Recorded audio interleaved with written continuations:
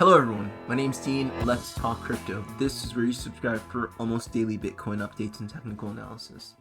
We track the price of Bitcoin as a proxy for the cryptocurrency markets at large. Today is October 30th, 2024. And I have an update for you on my Bitcoin target. I have an update for you on what I think the US dollar currency index is doing, what I think the Bitcoin dominance indicator is doing, as well as altcoins. If that all sounds interesting to you, then watch until the very end. I hope everyone's doing well. It's been an interesting market, to say the least. Things are moving and not at the same time. What do I mean by that? Let's start off with Bitcoin as usual. Bitcoin has been in impulsive mode for the past, 5 days. Yep. About 5 days. No, sorry, 4 days. About 4 days, we've been going up, and up, but it hasn't been the strongest move. I mean, it's been a chop up. It's been a steady move. It is impulsive in nature, right? Impulsive insofar as anytime you thought we would be sort of correcting down, we found a way to keep going up, to keep going up, to keep going up without any major consolidation. That is the definition of an impulse right there. Okay, now, it's quite clear by my annotation what I think is coming up. Let me remind you that Friday, the 1st of November, is also a new moon. New moons typically coincide with local market tops. I believe that we're at a local market top. Why else do I believe we're at a local market top? Not just because it's Wednesday and it's almost Friday, but because of the price action and because we are at the level of the all-time high. And I said this before in my video, in the last video, I believe, that once you get to all-time high, do expect some sort of retracement, some sort of consolidation to the downside, because that is just the nature of an all-time high. People are going to take profits, and you have a lot of sell orders in that area, okay? Whether people take profits, whether the algos take profits, don't expect for us to just blast through all-time high. No. Typically, once you hit all-time high, people take profits, you consolidate downwards, then you break all-time high, you form a new all-time high after that consolidation to the downside, after that retracement. This video today really is to focus on what I believe is the next consolidation to the downside. I don't think it's going to be a big one, but after that is when I think the real pumpy, sort of face-melting moves happen, not just in Bitcoin, but also in the altcoin space, okay? And I'm going to talk about targets for that as well. So let's go back on the small time frames. Okay, so we're at all-time high, right? We're at the level of all-time high, so I don't expect for us to necessarily break this conclusively. Even if we go a little higher, I think that we form a range and we come down. So I think we're already in the distribution, right? In the distributive phase, right? Because remember, in any way, in any sort of price action to change direction from up to down or down to up, you need to first put in an intermediate consolidation. And that consolidation, when from up to down, is called a distribution, right? And from down to up is called an accumulation. That's basic Wyckoff theory. So I think we're in distribution right here. We should go like this. And then Friday, what happens? It's the last trading day, and we typically expect weekend price action, especially on Saturday, to be down or sideways, but usually usually down, right? And if there's an upwards trajectory on the weekend. It usually happens on Sundays. So I'm expecting for us to go sideways until Friday and then down. And this downwards move isn't major. And it's also why I believe that this is going to happen. So I gave you 2 reasons already. 1, the new moon on Friday. 2, we're at all-time highs. So there's a lot of resistance here. The third and equally important reason why I think Bitcoin is coming down to this level right here. Okay, actually, there are 4 reasons, but you could put these next 2 reasons as one. This right here is an important level right here. This is a really important level. Why is it important? First reason, you put in this channel of sideways price action, and this took a good 10 plus days, 10 to 12 days, okay? Almost 2 weeks of going sideways. You remember this. We started like this, we went sideways, we finally hit this level right here, which is an important level. I'm going to zoom out for a second on the daily time frame, just so everybody realizes where we're at. So this level that we hit and we basically went up for 4 days straight afterwards is the upper resistance of this 6 to 7 month descending broadening wedge, this megaphone pattern, right? We broke it, we retested it, and we started moving from it. Okay. Based off what I'm seeing now, I think we're done retesting this megaphone pattern. And I'm going to give you an answer, and I haven't forgotten about the last 2 reasons, but all of this ties in. Okay, for me, as an analyst, I look at this as an important level because we spent 6 months under that resistance, right? 6+ months under that resistance. But I think what happened in these 12 days of price action took care of that. And in terms of the hierarchy of importance, this level right here is that much more important. That level that we're looking at, the midline of this multi-year channel that Bitcoin has been in, is so much more important than this level. Because you have to choose one. You can't retest both. I think the retest of this 6 months level happened in those 12 days. We kept coming back down and retesting that level, turning old resistance into new support. That took, almost 2 weeks. I think we're done with that. But we're not at all done with this multi-year midline, the midline of this multi-year channel that has to be retested as support. That is one reason why I think Bitcoin has to come back down here. And it has to come back down from this level because you can't go too far without violating the phi ratio. What do I mean by that? If you put a Fibonacci retracement level on this 4-day pump, you can see that the 0.618 is coincident, right? You can see this, the 0.618, which is around at 68,600. Sorry, my computer's freezing. My pen's not working. I hate when that happens. All right, 68.6 is the 0.618, the phi ratio. You can see that level right here. That is where we're both hitting the top of this channel that we were in for 2 weeks and the midline of this multi-year channel. I think that's a high probability retest right here, 68.6. And I think that happens on Saturday afternoon, because that is when we typically get those moves to the downside. Saturdays and then into Sunday, you start getting a resurgence, an accumulation, and then if we get an early pump, it's going to be Sunday into the new week, right? Because Sunday 8 p.m., that's the new week open.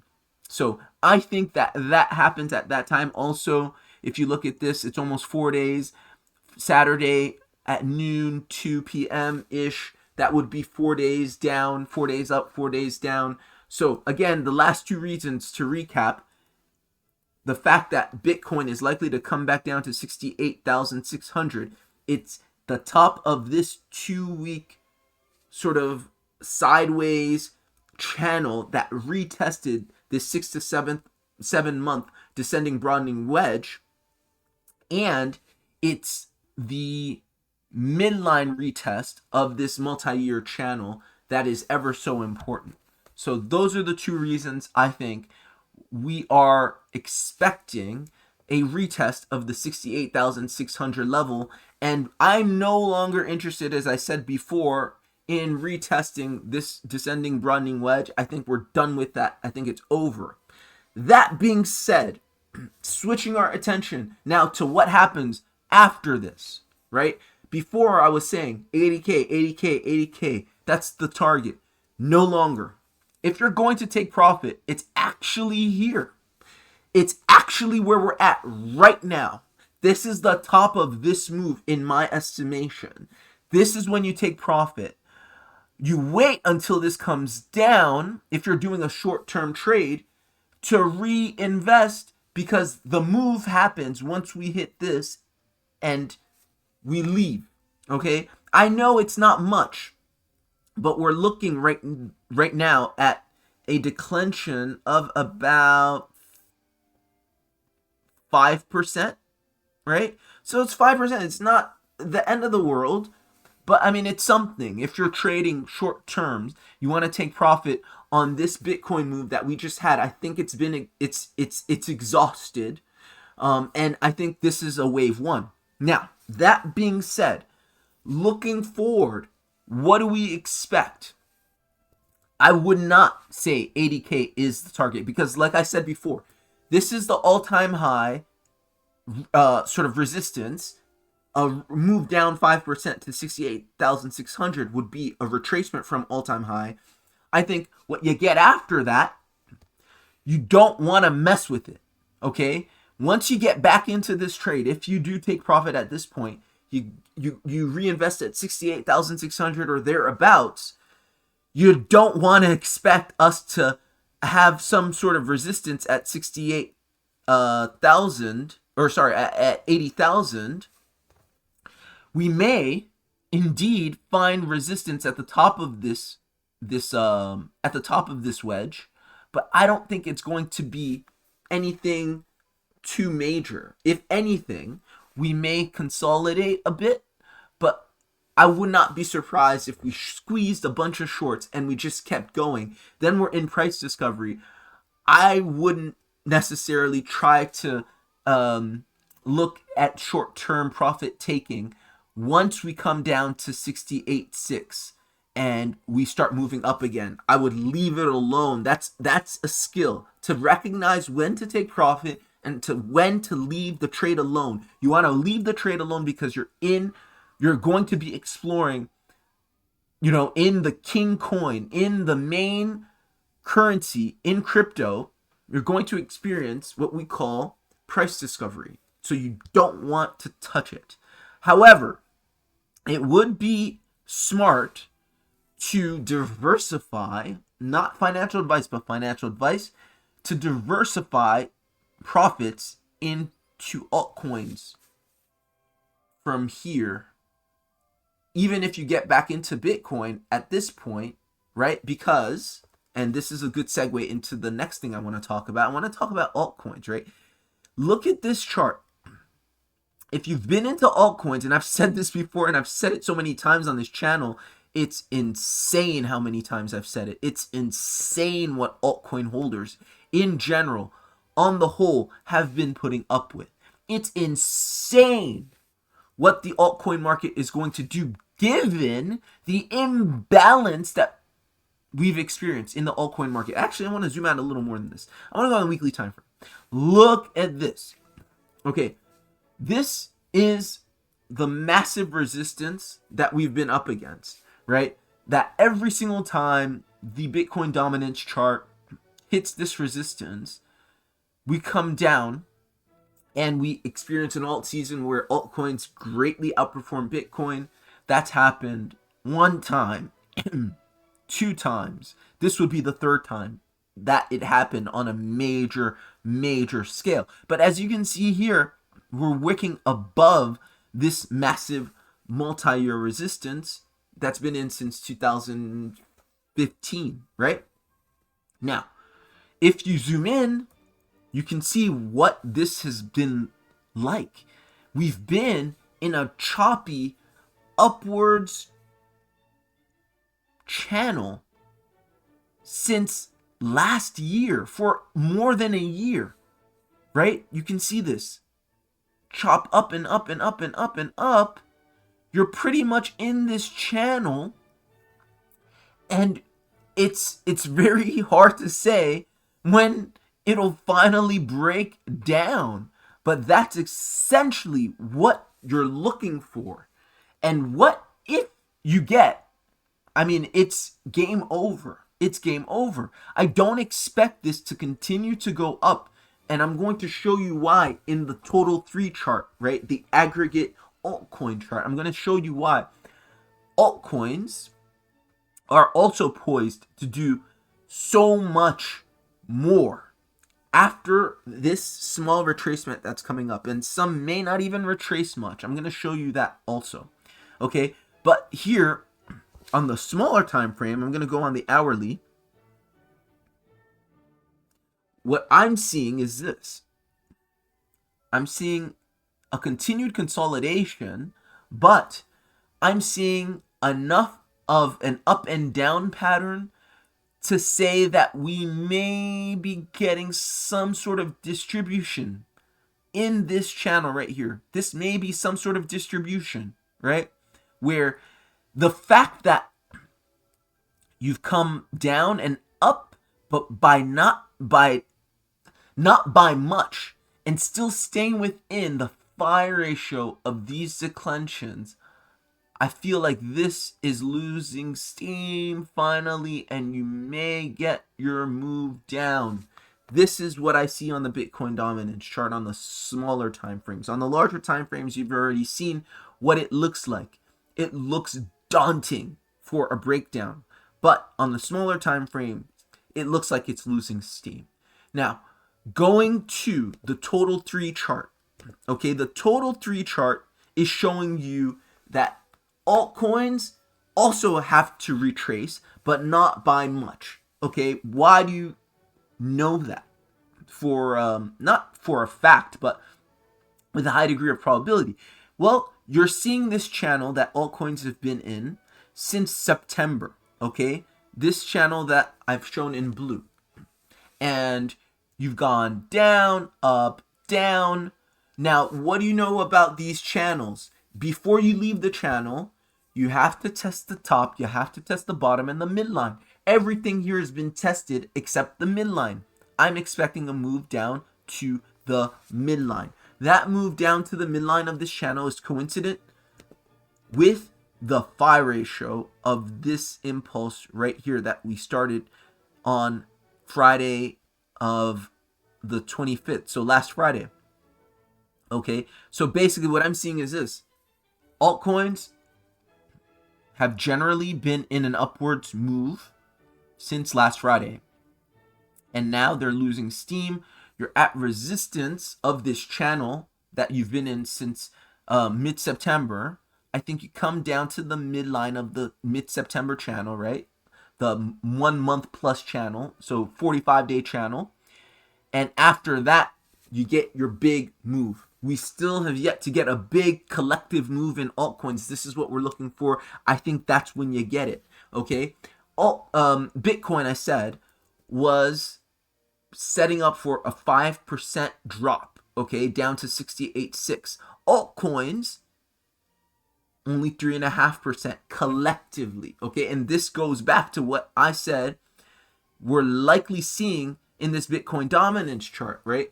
If altcoins go down only 3.5%, while Bitcoin is likely to go down 5%, you should see a change in this Bitcoin dominance chart that has been going up and up for, it seems like, forever, you should finally see a move down, a rejection where you're losing steam in this distributive channel, a rejection where Bitcoin dominance comes down because altcoins go down less than Bitcoin.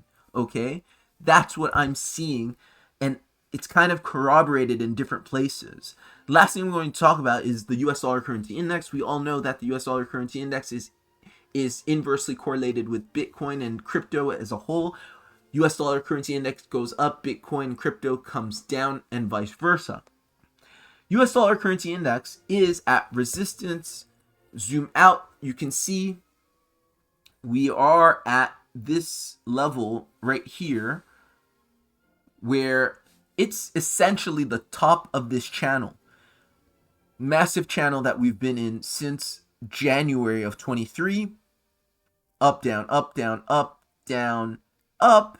It's not the top, the Pico top of this channel, but you're at the resistance of this fall, or this sort of M top right here. Okay, so on the high time frames, you can see why there's resistance here, because you formed an M top, you lost it, right? So you lost this important support, you retested it. This is the retest of support, now retesting as resistance. So you want to break down from that. That's what we're looking to do, breaking down from that lost support, testing it, retesting it as resistance, breaking down from it. If then the US dollar currency index starts to come down, right, and it comes down impulsively, you can expect a big move in risk on assets like Bitcoin and cryptocurrencies. On the smaller time frames, what does this look like? So I'm going to go on the 4-hourly. You can see that we've been in a channel for some days now, okay? You can see this M top has been in effect for about 8 days, 9 days, okay? And it's basically the end of a move. It looks like the end of a move. So this is clearly impulsive, right? This is an impulse to the upside. And what you see here is, again, a consolidation that's likely to change the price action from up to down, okay? This, again, in Wyckoff analysis is called a distribution, where you go sideways and you're changing the trend from one to another, all right? From up to down. That's distribution. And in a Wyckoff distribution, you're basically going sideways and you hit the channel up and down and up and down and up and down enough times, right? Usually 3 times. That's why you get your head and shoulders, right? We get the head and shoulders and the W reversals because usually these happen in 3s. So you try once, twice, thrice, you fail. Sometimes there's a 4th time. What usually happens is once you get to the bottom of the channel, you have to come back to the midline to retest. That's what I think we're doing on the smaller time frames. You're likely going to come up with this US dollar currency index to this level, the midline of this 8-day channel. Once you get there, then a rejection of this channel, which is distribution of this impulse, which I believe then yields a positive move up in risk on assets like Bitcoin and the rest of the cryptocurrency market. That's why I think we can get not only all-time highs, but price discovery in Bitcoin, and then the massive head melting, head bending, face melting. I'm confusing my terms because I'm excited. The face melting price action in altcoins. It all comes from the US dollar losing strength, and it hasn't looked weak for a long fucking time. So that's my analysis. That's my update. I'm no longer limiting Bitcoin to 80K. I think this is the top of this particular move. I think that it would be wise to take profit if you're looking to take profit on a move, because that was the move. And I think it would be wise to cycle into altcoins. I mean, altcoins have been a good buy for a long time on the high time frame. I think they're especially good now, because going into altcoins now, especially from Bitcoin to altcoins, is kind of what this Bitcoin dominance chart is showing you. And when altcoins start to move, I mean, Bitcoin's move look like child's play. So that's what I'm seeing on the charts. I hope that was helpful. I hope this was useful. Like, share, and subscribe. If you got value, consider buying me a coffee at the pinned comment below. And I'll see you next time. Take care. Bye.